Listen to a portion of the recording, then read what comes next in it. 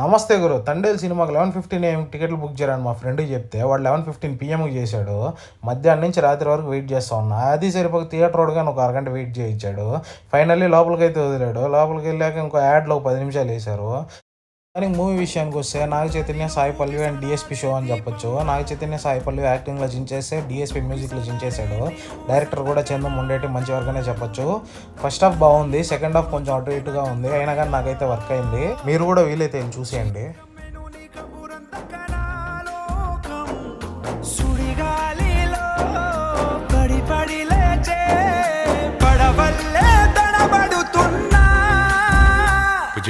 నేను ఎప్పుడు నీతోనే ఉంటాను, నేను వదిలేనే పుట్టు